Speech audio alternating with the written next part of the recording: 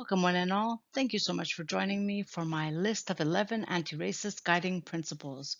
I've been studying race and ethnicity for 30 years, teaching about it for the last 20. Recently, I've fallen in love with lists, and here I combine my passions and give you a list of 11 anti racist principles as a good way of beginning to do the work of talking, thinking, writing, teaching about race and racism and white supremacy in order to dismantle them.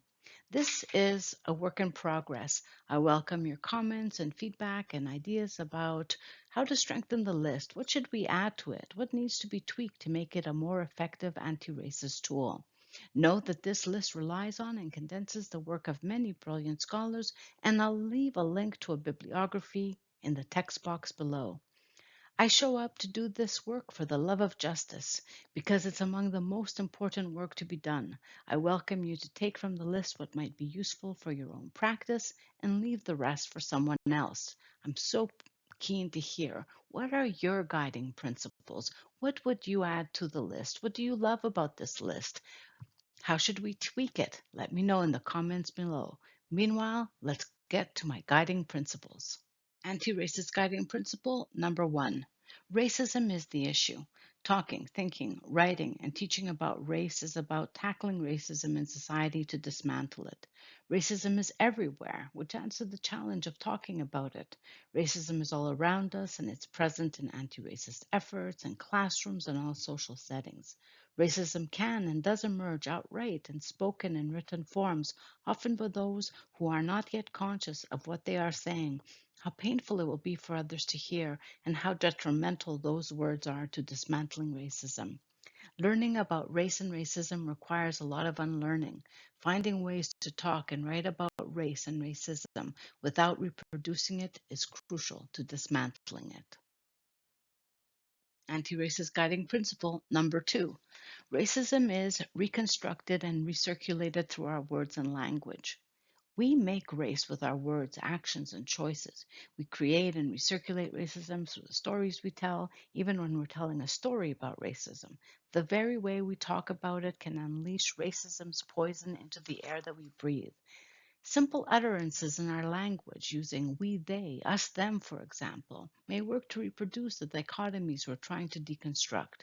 How to talk and write about these issues is of crucial importance.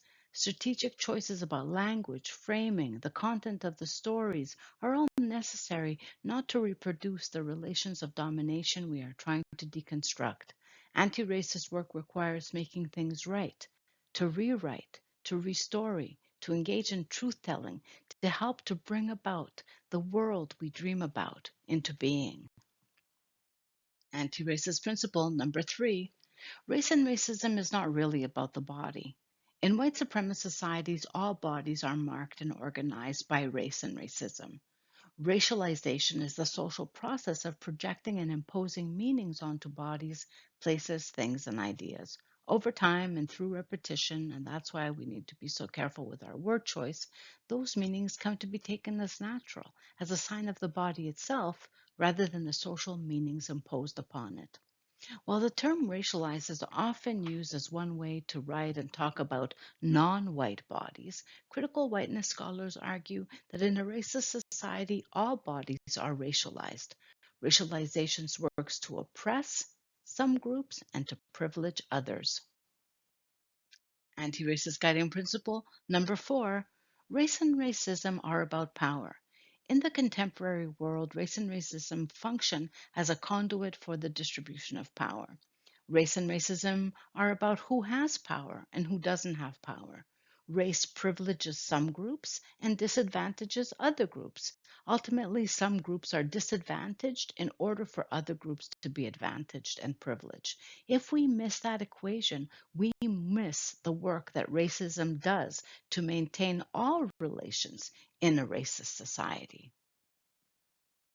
Guiding anti racist principle number five: race and racism do not stand alone. Intersectionality suggests that race and racism intersect and are co constituted by other social relations, including gender, class, religion, age, ability, sexuality, culture, and nationality. These relations are simultaneous and irreducible.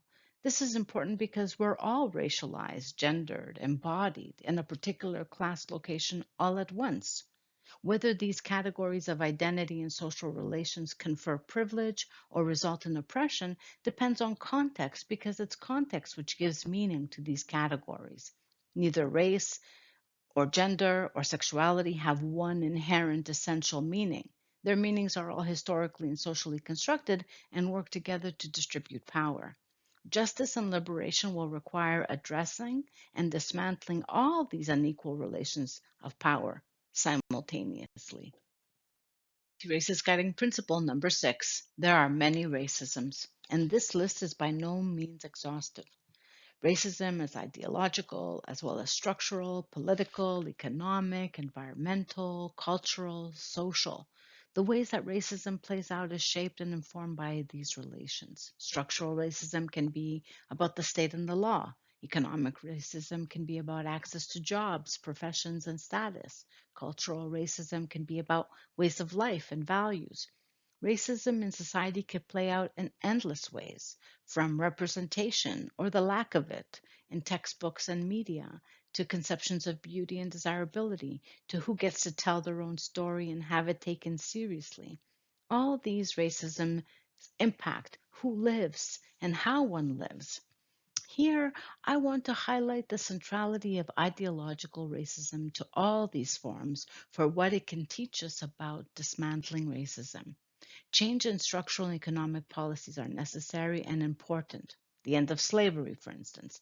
But ideological racism, all those ideas that circulate in the culture and in our hearts, minds, and spirits because we live in a white supremacist society, must be directly addressed and dismantled as well. Slavery in Canada, the US, and Europe may have ended, but the ideologies which were developed to support slavery remain. Ideologies remain long past the moments in which they were created, and they must be dismantled directly. Guiding anti racist principle number 7. Describing people only as victims reinforces racism. Often in anti racist work, we must map and chart racism to provide proof of its pervasiveness in a society which considers itself multicultural, based on meritocracy and equal opportunity. This is all important and necessary work. What is often missing from these studies is an understanding of who benefits from that discrimination. See guiding principle number 4. Some people are discriminated against so that other people can be privileged.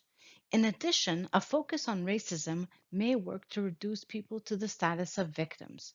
Reducing people to the experience of racism is a form of racism. It can recirculate racism and doesn't substantively intervene in it. People's agency, resistance, creativity, their own goals, aspirations, and stories, their survival must be foregrounded.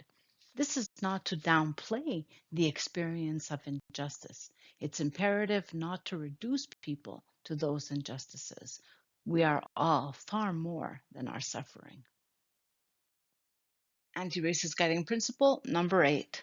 How racism appears and plays out changes. Racism doesn't always look or sound the same. In its most recent manifestations, racism might even look and sound like its opposite. I'm thinking here of politicians, administrators, and filmmakers who appear to be supporting equality, diversity, and inclusion while nothing really changes.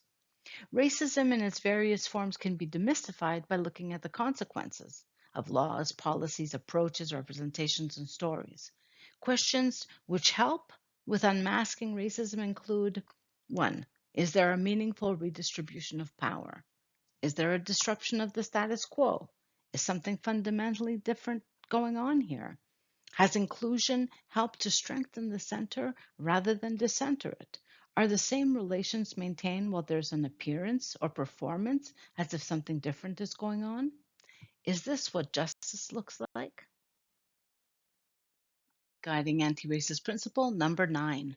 Race is a relatively recent invention. It's important not to assume that race and racism are timeless. Doing so gives race and racism a longer history than they merit.